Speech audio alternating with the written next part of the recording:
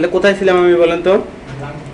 হ্যাঁ, এখান থেকে যদি আসলে ব্ল্যাঙ্ক পেজে, আমরা ব্ল্যাঙ্ক পেজে ক্লিক করার পর এখানে ফাইল নেম, আর এখানে আপনি কোথায় সেভ করবেন, এটা আপনার ডকুমেন্টে সেভ করা আছে, আপনি ডকুমেন্টে সেভ করতে চান ডকুমেন্টে সেভ করতে পারবেন, অথবা আপনাকে ডেস্কটপ যদি দেখে দেন তাহলে ডেস্কটপে সেভ হবে, বুঝছেন না? এটা কোনো ব্যাপার না। এখানে আপনি প্রথমে ফাইল নেমটা দিলেন, ফাইল নেম আপনারা দেন ক্যাশ, CA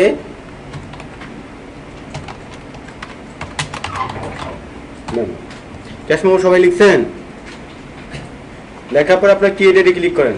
ক্যাশ মেমো আমার এখানে একটা তৈরি করে গেছে, আপনাদের এখানে অনেকজন তৈরি করছে কিন্তু ডিলিট করে নাই। এক নামে তো আসলে 2-3টে করা যাবে না, করা যাবে? তাই আপনারা ক্যাশ মেমোতে আমি যদি ক্লিক করি দেখেন আমার এটা ফাইলটা নিবে না, নিচে আমার ফাইলটা এখানে আমার ডকুমেন্টে একটা ফাইল ক্যাশ মেমো নামে অলরেডি কি এক্সিস্ট, মানে অলরেডি একটা ফাইল হয়, মানে হয়েছে না? দেখেন এখানে কি বললো, the file C user beacon document cash memo already exist, মানে আমার এই ডকুমেন্টটা ক্যাশ মেমো নামে ডকুমেন্টে একটা ফাইল সেভ করাই আছে, আরেকটা নিবে কি, সে কারণে আমি ক্যাশ মেমো 15 বা 16 এরকম যে কোনো একটা, সরি এটা নিচে যেত, আর বুঝলাম না আপনার কথা। এখানে ব্ল্যাঙ্ক দেওয়ার পর এখানে সবাই একটা ক্যাশ মেমো লিখছেন, সি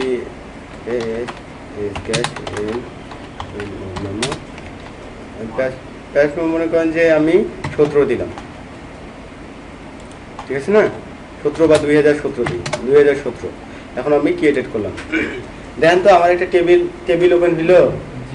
হ্যাঁ, আমি যখন আসলে এই টেবিলটা ওপেন হইলো, এই টেবিলটা যখন ওপেন হইলো, আমরা এই টেবিলটা নিয়ে সাধারণত আমি কাজ করব। হ্যাঁ, টেবিলটা নিয়ে কিভাবে কাজ করব,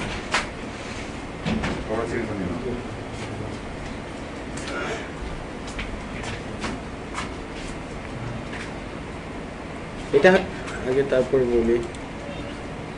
টেবিলটা যদি আমরা হয়ে থাকে তাহলে আসলে টেবিলের মধ্যে আসলে যে কোনো কিছু আসলে সেভ দিতে পারি কিনা? তার আগে আমি আপনাকে একটা কথা বললাম, আমরা টেবিলে ক্লিক করে এখান থেকে ভিউয়ে ক্লিক করব, তারপর এখানে আমরা এটা টেবিল নেমটা, এই টেবিল নেমটা থাকবে না আপনার ক্যাশ মেমো করে দিতে পারতেছেন, কারণ প্রথমবার হয়তো আপনারা বুঝবেন না, সেভ অ্যাজ করতেছেন তো বুঝবেন না, আপনার ক্যাশ মেমো করে দেন, CASS ক্যাশ MEMO মেমো, আপনারা একটু দেখেন। তারপর যখন আপনার ক্যাশ মেমো তৈরি করে আপনারা একটু দেখেন, ঠিক আছে? এখানে আপনারা দেখেন আমরা কিন্তু আসলে একটা ফর্ম রেডি করব। কি রেডি করব বলেন তো? আমরা আসলে একটা অফিসকে আসলে একটা ফর্ম রেডি করে দিব, ওই ফর্মে কয়েকজন ছেলেমেয়ে ডাটা এন্ট্রি করবে।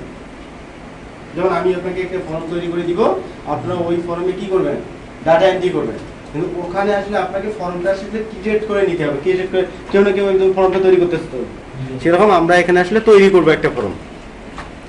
এখানে আসলে প্রথমে আইডি নাম্বার আছে, এখানে আইডি অটো নাম্বার, আপনি যদি আইডি নাম্বার দিতে পারেন, সিরিয়াল নাম্বার দিতে পারেন, এরকম আপনি মনে করেন যে কর্মিক নাম দিতে পারেন, আপনার ইচ্ছা, আপনি যেভাবে দিবেন। আইডি নাম্বার, কর্মিক নাম, সিরিয়াল নাম্বার সবগুলো তো একই না? এখন আপনি এটা আইডিও রাখতে পারেন অথবা এসএল নামও দিতে পারেন, এটা আপনার ইচ্ছা। তারপর আপনি এখানে নিচে গেলেন, একটা ফর্মের মধ্যে আসলে একটা ক্যাশ মেমোর মধ্যে প্রথম কি থাকতে পারে ভাই? কি থাকতে পারে? হ্যাঁ, কাস্টমার নেম, কাস্টমার বানানো হলো CUSTOME, কাস্টমার হলো না? হয়েছে। কাস্টমার নেমটা আসলে টেক্সট থাকতে হবে, কি থাকতে হবে বলেন তো? টেক্সট। এখন ভাই আপনি কাস্টমার যখন আসলে নেমটা দিলেন, তাহলে কাস্টমারের ইমেল থাকতে পারে বা ফোন থাকতে পারে। এখন আপনি কাস্টমার এখানে ফোন লিখলেন, PHONE ফোন, ঠিক আছে? ফোনটা সবসময় টেক্সট থাকে, ফোনটা টেক্সট কেন থাকে ভাই বলেন তো? এখানে কিন্তু মনে করেন যে আপনি অনেকগুলো অপশন দিছে, এখানে আপনার কোনটা কি হবে সেটা আপনাকে ধরে দিতে হবে, বুঝতে পেরেছেন? তারপর এখানে আপনি মানে ইমেল দিলেন, EMAIL ইমেল, ঠিক আছে? এখানে আপনি ইমেলটাও টেক্সট করে দিলেন। তারপর আপনি দিলেন কি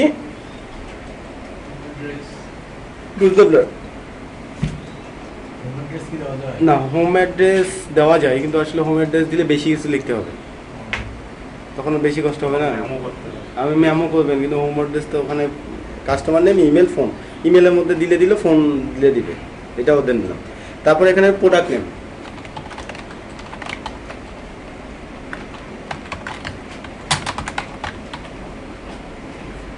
প্রোডাক্ট নেম, তারপর প্রোডাক্ট নেমও টেক্সটে থাকবে। এখানে আপনি দেখেন প্রোডাক্ট ফটো,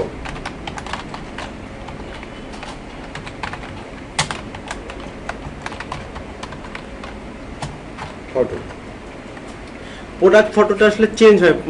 প্রোডাক্ট ফটোটা আপনি যখন দেবেন ও এল ই অবজেক্ট করে দিতে হবে। কি করে দিতে হবে বলেন তো? ও এল ই অবজেক্ট, কারণ প্রোডাক্ট ফটোটা মানে ও এল ই অবজেক্ট থেকে ধরতে হবে। তাহলে আপনি দেখেন এখন আপনি ইন্টার চাপেন, তারপরে প্রোডাক্ট নেম দিলেন, প্রোডাক্ট ফটো দিলেন, তারপরে কি নেবেন বলেন তো? হ্যাঁ, ইউনিট প্রাইস তো দিব, তারপর কোয়ান্টিটি দিতে হবে না? Q U A N Q U A Q A N T I Q Y, quantity. Quantity তো পরিমাণ না, নাম্বার। আর না, কোয়ালিটি হলো ইয়া, আর কোয়ান্টিটি হচ্ছে নাম্বার বা পরিমাণ, এটা আপনারা দিতে পারেন। তারপরে আপনারা ইউনিট প্রাইস দিতে পারেন। কি দিতে পারেন বলেন তো? U N I unit T R I C price. তাহলে এই দেখেন আমি আপনাকে একটা কথা বলি, এই কোয়ালিটিটা বা এটা আপনাকে নাম্বার করে দিবেন, অথবা আপনি কারেন্সিও করে দিতে পারেন। হ্যাঁ, এখন আমি কারেন্সিটা কি কারণে দিলাম না নাম্বারটা কি কারণে দিলাম এটা আপনাদের পরে বলবো। কারণ এটা যেমন ইউনিট প্রাইস, ইউনিট প্রাইস আমরা টেক্সট নাম্বারও করে দিতে পারি, নাম্বার করে দিতে পারি। আবার মনে করেন যে এই কারেন্সি করে দিতে পারি। কারেন্সি অর্থ কিন্তু টাকা বোঝায়, আপনারা জানেন? হ্যাঁ, কারেন্সিতে টাকা বোঝায়। কিন্তু আসলে কারেন্সি যদি করে দেন তখন মনে করেন যে নাম্বার হইলেও কারেন্সি হইলেও। কিন্তু আমরা যখন আসলে অ্যামাউন্টটা লিখবো তখন আসলে কারেন্সি লিখবো, বুঝছেন না? এখন আপনি এখানে অ্যামাউন্ট লেখেন, A M O U N T, amount. এটা আপনি কারেন্সি করে দেন, এটা আপনি কারেন্সি করে দেন। বুঝতে পেরেছেন আমার কথা? তাহলে আপনি দেখেন আপনার একটা প্রোডাক্টের মধ্যে কি কি থাকবে বলেন তো?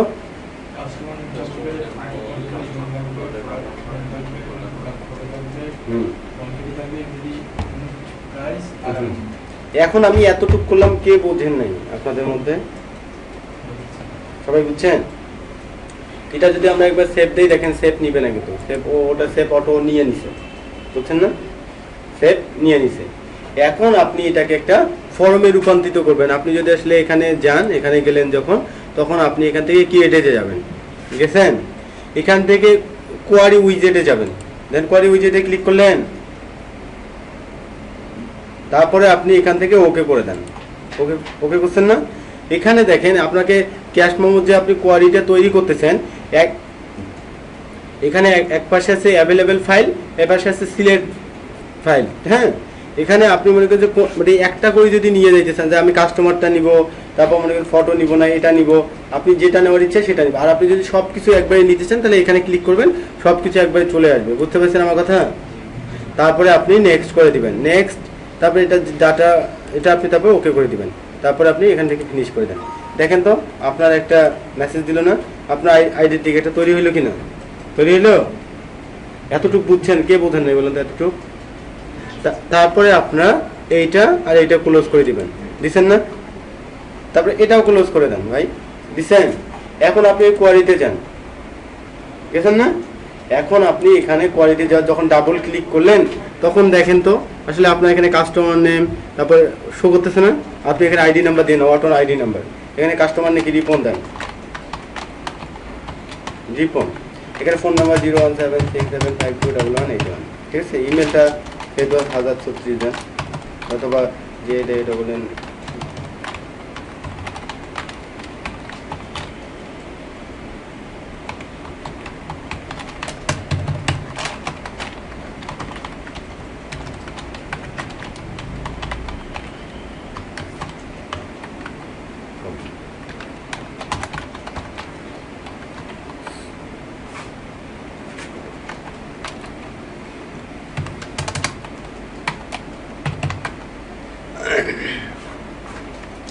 আপনারা এখানে একটা জিনিস আমার বলেন, আমি কিন্তু আসলে এখানে দুইটা জিনিস ফাঁকা রাখলাম।